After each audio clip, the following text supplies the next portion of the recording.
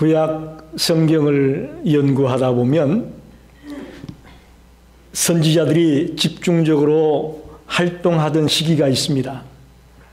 나라가 남과 북으로 나뉘어진 남북 분열 시대 때에, 그리고 포로로 잡혀갔을 그 포로 시기 때에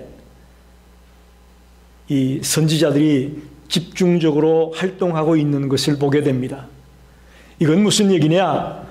선지자는 나라가 혼란에 빠지고 위기에 빠져 있을 때에 주로 활동한다는 것입니다. 반면에 나라가 태평스럽고 평안할 때는 선지자의 활동이 뜸한 것을 보게 됩니다. 이사야 선지자는 남왕국 유다를 향한 선지자였습니다. 즉 이사야가 등단해서 활동을 시작하고 있다는 것은, 즉 주님의 부름을 받고 선지자의 사역을 감당하고 있다는 이야기는 지금 남왕국 유다가 위기 가운데 놓여 있음을 보여주는 것입니다. 그래서 하나님은 그 유다 땅을 향해 이사야가 말씀을 선포해서 회개하고 돌아오기를, 깨닫고 돌아오기를 원하셔서 이 이사야를 통해 말씀하고 있고 이사야서를 기록했다고 믿습니다. 회개하고 돌아오면 회복시켜 주겠다는 것입니다. 그런데 모두 다 돌아오는 것은 아니라고 말합니다. 남은 자가 돌아올 것이라고 말합니다. 즉 진정으로 회개하고 믿음이 변치 아니하고 끝까지 주를 믿고 의지하는 그런 진실한 남은 자들이 돌아오게 될 것을 말합니다. 그리고 더 나아가서 영원한 메시아 예수 그리스도를 통해서 궁극적으로 이를 구원해 줄 것이라는 희망의 메시지가 이 이사야서에 담겨 있습니다. 이사야 강의 첫 시간에 이사야서의 주제 중에 하나가 메시아에 대한 이야기다, 그런 말씀을 드렸습니다. 우리는 지금 1장을 연속해서 읽고 있습니다. 특별히 1장은 유다 백성들의 타락상과 죄악상을 말하면서 하나님이 탄식하고 있습니다. 지금도 저는 그 하나님의 탄식이라는 소리가 귀에서 자꾸 맴돌게 됩니다. 하나님의 탄식. 지금 하나님이 이 미국 땅을 바라보시며 탄식하지는 않을까? 하나님 우리의 조국 대한민국을 바라보며 탄식하지는 않을까? 하나님이 지금 우리 시카고 열린교회를 바라보며 탄식하지는 않을까? 이 하나님의 탄식이라는 말이 자꾸 귀에서 맴돌고 있습니다. 1장에 가장 많이 나오고 있는 말은 유다의 타락상을 지적하는 것입니다. 오늘 본문을 통해 저는 타락과 심판과 회복이라는 그런 제목을 가지고 함께 은혜를 나누고 싶습니다. 먼저 오늘 본문에 타락을 말하고 있습니다.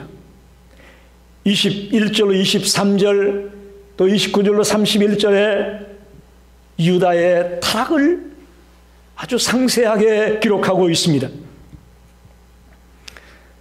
21절 보십시다.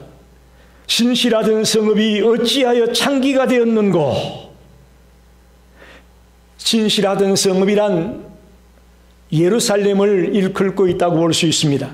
예루살렘이 신실했었는데 지금 창녀가 되었다, 그런 말이에요. 신실하다는 말은 정조가 있다, 지조가 있다, 그런 뜻인데, 그렇게 지조가 있고 정조가 있던 예루살렘이 창녀로 전락하고 말았다, 그런 말입니다. 예루살렘은 당신의 임재의 상징적인 장소인 성전터가 있는 곳이죠. 그래서 하나님에겐 특별한 의미가 있는 장소가 예루살렘입니다. 그런데 그 예루살렘이 완전히 변질되어서 창녀와 같이 변하고 말았다, 그런 말입니다. 성경에서 나라를 창녀에다가 비유할 때는 대부분이 종교적 타락을 의미합니다. 하나님을 섬겨야 될 백성들이 하나님을 등지고 우상을 섬기는 모습을 창녀에다가 비유해서 설명하고 있습니다. 그러니 신실하던 성읍이 장기가 되었다, 이 말은 유다의 종교적 타락을 말합니다. 두 번째로 21절 하반에 보면 정의가 거기에 충만하였고 공의가 그 가운데 거하였더니 이제는 살인자들 뿐이다, 그렇게 말하죠. 하나님께 신실하던 성읍이 이제 우상을 섬기는 성읍이 되자마자 그 땅에 정의가 사라지고 공의가 사라지고 살인자만 들끓게 되었다, 그렇게 말합니다. 여러분 보십시오. 종교적으로 타락하면 따라오는 게 있습니다. 사회적인 부패와 사회적인 타락이 나오게 되어 있습니다. 그래서 교회를 빛이라고 말하는 것입니다. 교회를 등대라고 말하는 것입니다. 이 교회가 살아있고 생명력이 있으면 이 사회도 희망이 있고 살아나게 되는데, 교회가 타락하고 교회가 무너지면 이 세상도 타락하고 이 세상도 어두워질 수밖에 없는 것입니다. 정의와 공의는 사라지고 살인자만 들끓는 도시가 됐다. 그 유다 사회의 타락을 지적하는 말씀입니다. 정의, 공의, 비슷비슷한 말 같지만 조금 구분을 해보면 정의라고 하는 말은 주로 공평하고 합리적인 판결을 의미하는 법률 용어다, 이렇게 볼 수가 있습니다. 공의는 사회가 추구하는 가치관이 뭐냐라는 것을 말할 때 쓰여지는 용어로 이해를 시킬 수 있습니다. 정의와 공의가 사라지고 살인자들이, 악인들이 들끓는 도시가 되었다, 사회적으로 완전히 부패하고 타락한 도시가 되었다라고 그들의 타락상을 지적합니다. 22절을 보십시오. 내 은은 찌꺼기가 되었고 내 포도주에는 물이 섞였다. 이것은 그 유다 도시가 경제적으로도 썩어져 가고 있고 부패해 가고 있는 것을 지적하는 말입니다. 포도주에 물이 섞이면 어떻게 되겠어요? 이것은 장사하는 분들이 자기의 이익을 챙기기 위해서 불의한 방법으로, 그죠? 포도주에다 물을 섞는 거죠. 부패한 도시를, 경제적으로 특히 썩어가고 있는 도시의 모습을 지적합니다. 왜 신실했던 예루살렘이 이렇게 백성들의 눈을 속이면서 상업적으로 부패하고 타락한 도시가 되었을까? 그들의 탐욕 때문이라고 지적합니다. 그들의 탐욕과 욕심에 눈이 어두운 그런 잘못 때문에 이런 일들이 비일비재하게 벌어졌다는 것입니다. 더 나아가 고관들은 23절에 내 고관들은 패역하여 도둑과 짝하고 다 뇌물을 사랑했다. 이 장사하시는 분들과 지도자들이 다 결탁이 되어 있다는 것입니다. 이렇게 불의하게 벌어서 고관들에게 뇌물을 갖다 바치고 여전히 이런 일이 행행할 수 있도록 봐주는 거죠. 뒷배를 봐주는 거예요. 한마디로 말하면 세 번째 타락은 지도자들의 타락입니다. 지도자들이 타락함으로 말미암아 소위 말하는 장사의 상도덕이 무너진 거죠. 그러니까 고통당하는 애꿎은 백성들만 고통을 당하는 겁니다. 힘없는 백성들만 지도자와 장사하는 사람들에 의해서 고통을 당하고 아픔을 당하고 있는 이 현실을 정확하게 보여주고 있습니다. 그야말로 뇌물을 받고 잡혀오게 되면 잘못된 판결을 하는 겁니다. 장사하다가 불법을 저질렀으면 잡혀올 거 아닙니까? 그러면 뇌물을 받았으니 재판을 할 때에 봐주는 거예요. 창녀가 다른 것이 아닙니다.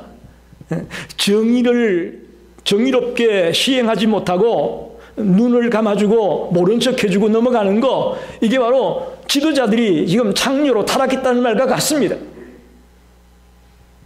지도자의 타락을 지적하고 있습니다. 29절 보십시오. 너희가 기뻐하던 상수리 나무로 말미암아 너희가 부끄러움을 당할 것이요 너희가 택한 동산으로 말미암아 수치를 당할 것이다. 이 상수리 나무와 동산이 나옵니다. 이건 뭐냐면 유다 사람들이 우상 숭배하는 것과 밀접한 연관이 있습니다. 이스라엘 사람들은 자기들에게 번영을 안겨다 준다고 여기는 우상을 어디서 섬겼느냐? 상수리 나무 밑에 가서 섬기고 또 물된 동산에 가서 섬겼습니다. 즉 상수리 나무와 동산이라는 표현은 유다 백성들의 종교적 타락을 일컫고 있습니다. 자, 여러분 보십시오. 지금 21절로 23절 또 29절 이하에 유다의 타락상이 적나라하게 나와 있습니다. 첫째 뭐예요? 종교적 타락. 둘째는 사회적인 타락. 세 번째는 지도자들의 타락. 이런 것들을 아주 상세하게 기록해 놓고 있습니다. 자, 그럼 두 번째로 그런 타락한 자에게 하나님이 어떻게 할까요? 심판이 있다고 말씀하는 겁니다. 24절 보세요. 그러므로 주 만군의 여호와 이스라엘의 전능자가 말씀하시되 슬프다. 내가 장차 내 대적에게 보응하여 내 마음을 편하게 하겠고 내 원수에게 보응하리라. 자, 하나님이 그 타락한 유대 백성들을 바라보며 슬프다고 말합니다. 이거 보세요, 여러분. 슬프다고 말하고 있어요.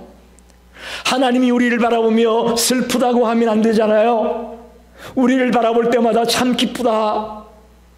아무개야, 내가 너를 바라볼 때마다 참 신난다. 이렇게 돼야지. 우리를 바라보며 야 슬퍼 이러시면 이거 안 되잖아요. 지금 타락한 그 유대를 바라보며 하나님은 슬프다고 말하면서 내 대적에게 보응하고 내 원수에게 보복하겠다고 말합니다. 이게 심판을 선포하는 말입니다. 그럼 여기 보십시오.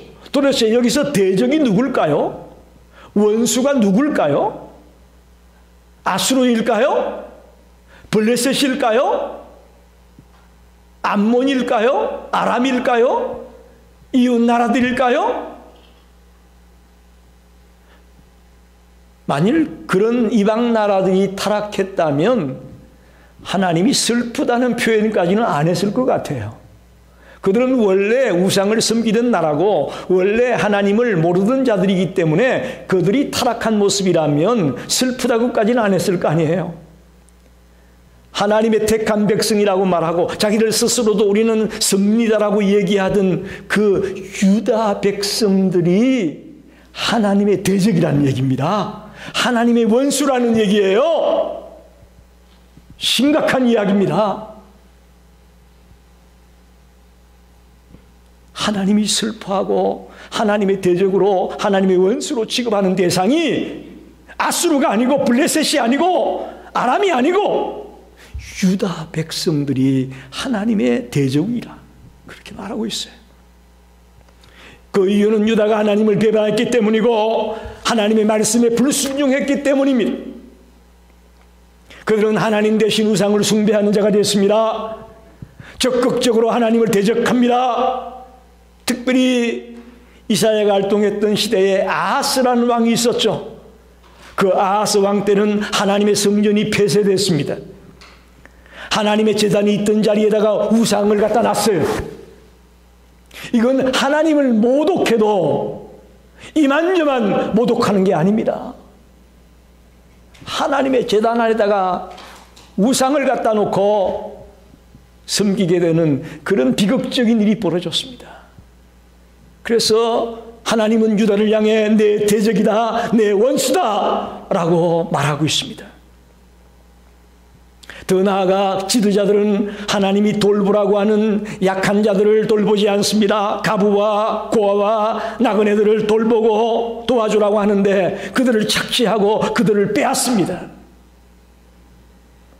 이런 일들을 자행했기 때문에 하나님이 그들에게 심판을 선포하고 있습니다. 여러분들, 우리 정신 바짝 차려야 됩니다. 하나님이 사랑의 하나님, 공의 하나님은 우리를 축복해 주시고 우리를 잘되게 해주신 하나님, 좋으신 하나님, 물론 맞습니다만은 그렇게만 하나님을 보시면 안 됩니다. 하나님은 심판하시는 하나님이에요. 우리가 죄에 빠져 아무것도 의식하지 못하고 내 멋대로 살고 있을 때에 하나님은 심판하시는 하나님도 된다는 것을 잊어서는 안 됩니다. 하나님의 대적으로 전락하고 말았기 때문에 하나님은 유다를 향해 심판을 선포하고 있는 겁니다. 마지막 세 번째는, 그렇게 끝나고 말았다면 이거 얼마나 비참합니까? 그죠? 심판으로 끝나버렸다면 이건 희망이 없습니다. 이건 정말 아무것도 아닙니다. 그런데 감사하게도 하나님은 회복을 말씀하고 있습니다. 할렐루야. 마지막으로 생각해 볼 말씀은 회복을 생각해 보고 싶습니다. 자, 타락했고 하나님의 대적이 되고 원수가 되어 심판을 받게 된 그들이 이제 다시금 회복하게 될 것이라는 것입니다. 첫째는 죄로부터의 회복입니다. 죄로부터의 회복. 25절을 보십시오. 하나님은 내가 또 내 손을 내게 돌려 내 찌꺼기를 잿물로 씻듯이 녹여 청결하게 하며 내 혼잣물을 다 제하여 버리겠다. 찌꺼기를 깨끗이 청결하게 하겠다고 말씀하고 모든 불순물들을 제거하겠다고 말합니다. 여러분, 우리가 주님의 심판을 통해 주님이 주는 고난과 재앙과 고통을 통해 이제 회개자복하며 정결한 모습으로, 깨끗한 모습으로 돌아오게 되는 모습을 회복이라고 말하고 있습니다.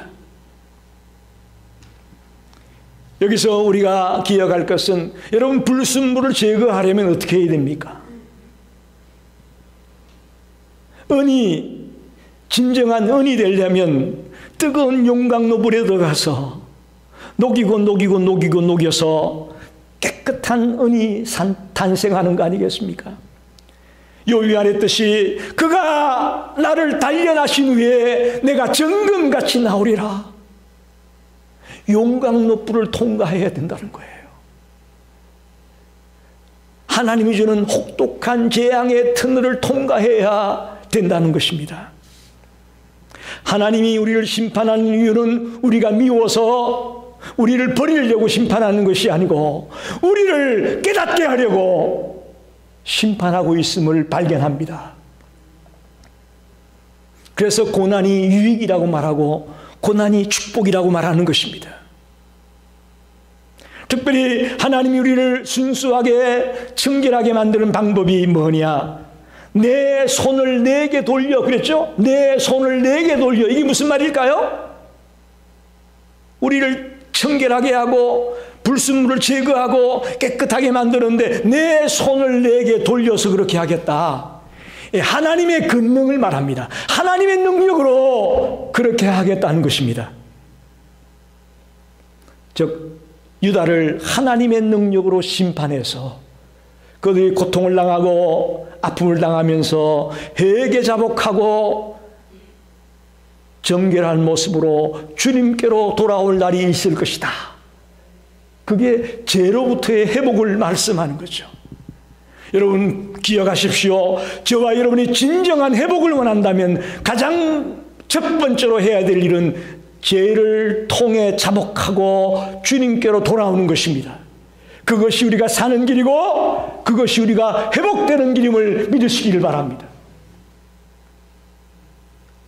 요즘 교회들마다 이구동성으로 말합니다. 교회 안에 눈물이 멈췄다는 겁니다. 회개의 눈물이 멈췄고 찬송의 눈물이 멈췄고 기쁨의 눈물이 멈췄습니다. 강팍해졌다는 것입니다. 회개의 눈물이 멈췄다는 얘기는 성도들이 회개할 줄 모른다는 겁니다. 기도하면 그저 이것 주시오 저것 주시오 자기가 원하는 것 달라는 기도만 했지 자기의 죄를 통해 자복하며 눈물을 쏟고 정말 콧물 침이 나오면서 뒤범벅이 된 모습으로 주님 앞에 자기의 연약함을 고백하는 그런 성도들이 줄어들고 있다는 것입니다. 사랑하는 여러분, 주님이 주는 이 고난이 진정으로 우리에게 유익임을 기억하십시오. 고통을 당하며 아픔을 당하면서 내가 잘못되었구나, 내가 미련했구나 하며 통해 자복하며 주님께로 돌아오는 그 유다 백성들의 모습을 오늘 저와 여러분의 모습에 견주어 보시길 바랍니다. 우리가 진정으로 회복을 원한다면 통해 자복하고 돌아와야 됩니다. 통해 자복하고 돌아와야 돼요. 우리가 고난 중에 하나님을 원망하고 불평하고 있다면 우리 아직 멀은 거예요. 고난 당할 때마다 나의 죄를 바라보고 내가 어디서 떨어졌는가를 바라보고 내가 지금 어디서부터 멀어졌는가를 바라보고 다시금 회복하려고 회개하며 눈물을 쏟으며 주님께로 돌아오려고 몸부림을 치는 자가 될 때 진정한 회복이 시작이 됨을 기억하십시오. 두 번째는 리더십의 회복입니다. 타락과 심판의 자리에 빠진 그 유다를 향해 리더십이 회복될 것을 말하고 있습니다. 26절 상반절을 보십시오.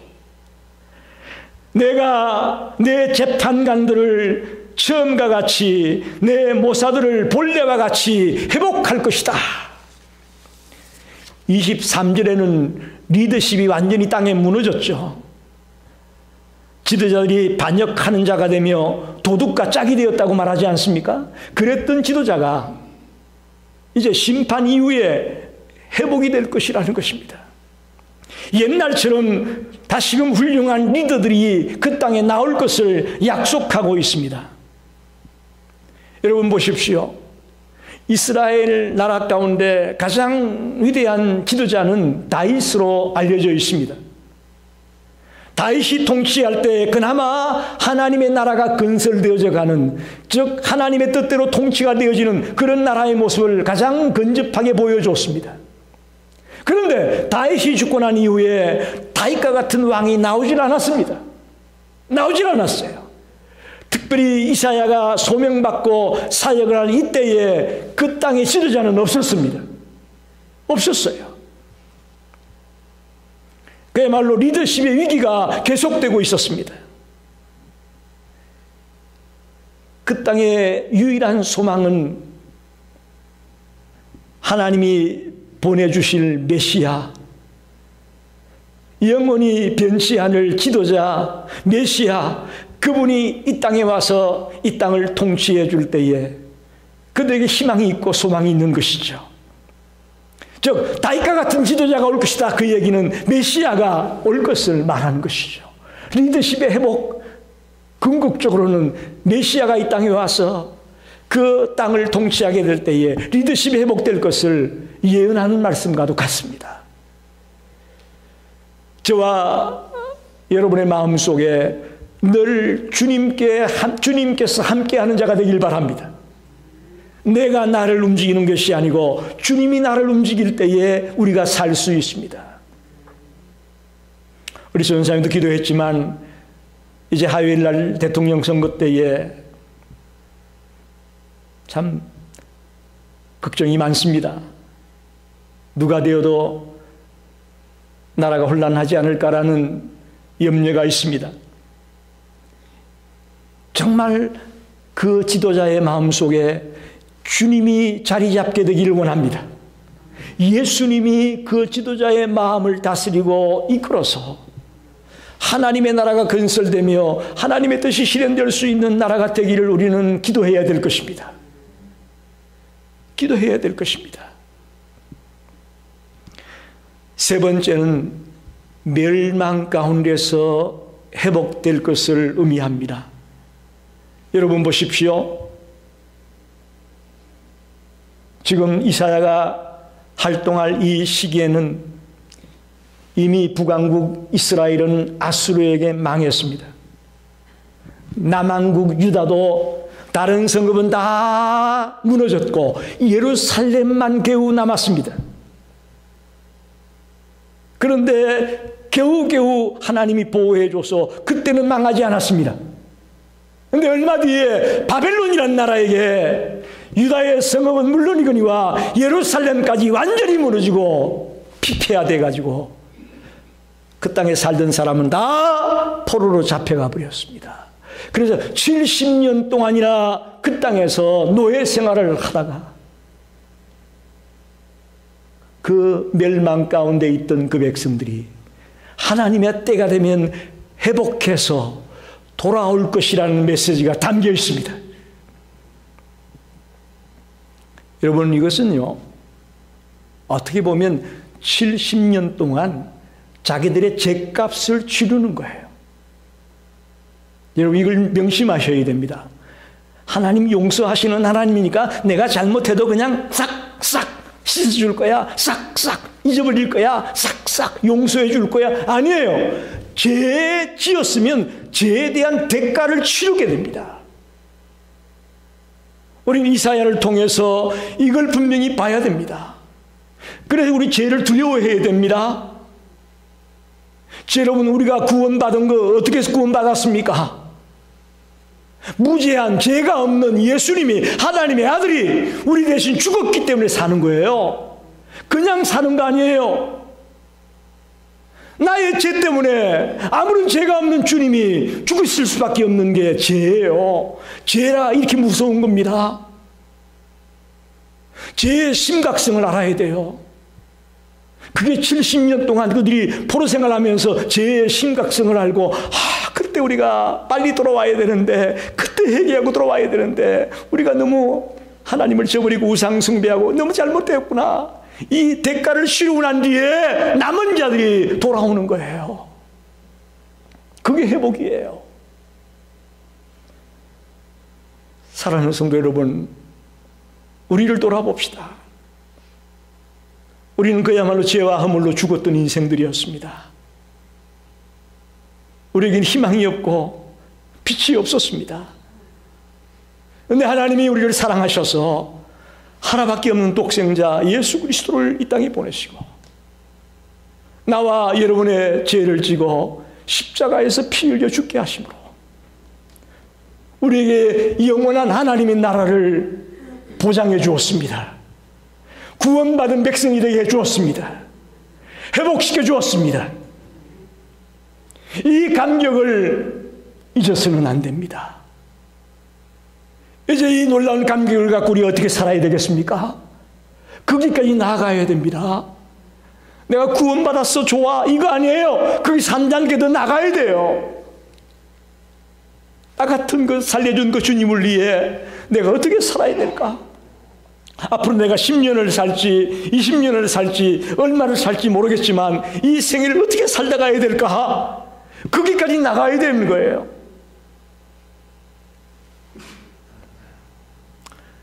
말씀을 정리합니다. 구약 성경 사사기를 읽다가 보면 우리가 순환시대라고 배웠잖아요. 순환시대. 자꾸 똑같은 형태가 반복이 되죠. 자, 죄를 짓습니다. 그러면 하나님이 다른 나라를 통해 그 이스라엘을 칩니다. 일종의 심판입니다. 그러면 그들이 하나님 앞에 매달립니다. 하나님 잘못했습니다. 살려주세요. 살려주세요. 막 간구하는 거예요. 그러면 하나님이 사사를 보내주죠. 드보라, 기드온, 삼손 같은 사사를 보내줍니다. 그리고는 그 땅에 평화가 찾아옵니다. 조금 지나면 또 하나님을 잊어버리고 악에 빠지고 죄에 빠집니다. 이게 계속 반복되는 거예요. 계속 반복되는 거예요. 이게 사사기 스토리 아닙니까? 근데 오늘 이사야서를 보게 되면 이 남한국 유다의 모습도 똑같아요. 타락하고 심판받고 회복되고 또 타락하고 심판받고 회복되고 계속 반복되는 겁니다. 우리도 마찬가지입니다. 우리도 주님의 은혜로 구원받고 하나님의 자녀가 되었습니다. 근데 좀 세월이 흐르면 어떻습니까? 내가 하나님의 자녀인 걸 잊어버리고 내 멋대로 살아요. 하나님을 등지고 교회를 등지고 내 멋대로 사는 것이죠. 그 하나님이 채찍으로 때립니다. 깨닫고 돌아오라고 고통도 줍니다. 때론 사업이 어렵기도 하고 때론 몸에 질병이 오기도 하고 때론 자녀들이 어려움을 당하기도 하고 여러 가지 방법으로 하나님 우리에게 신호를 보내줍니다. 그러면 그때 빨리 통해 자복하고 돌아와서 주여 잘못했습니다. 내가 어리석었습니다. 이제 주님만을 위해 살겠나이다. 이렇게 결단하고 빨리 돌아와서 또다시 제 자리에 빠지지 말아야 되는데 안타깝게도 우리가 계속 반복되는 거예요. 계속 반복되는 거예요. 사사시대 사람들 탓할 거 없습니다. 이사야 선지자 시대 때 사람들 뭐라고 할 거 없어요. 우리가 똑같아요. 우리가 똑같아요. 오늘 11월 1일입니다. 11월의 첫날 주시는 이 하나님의 메시지가 저와 여러분의 마음속에 깊이 깊이 새겨지기 원합니다. 또다시 타락의 자리에 또다시 주님의 마음을 아프게 하는 자리에 들어가지 않겠다고 결단하는 자가 되기 원합니다. 그래서 정말 나에게 준 이 기회를 마음껏 주님의 뜻을 이루는 일에 쓰겠노라고 결단하고 다짐하는 성도들이 되시기를 간절히 축원합니다. 기도하겠습니다.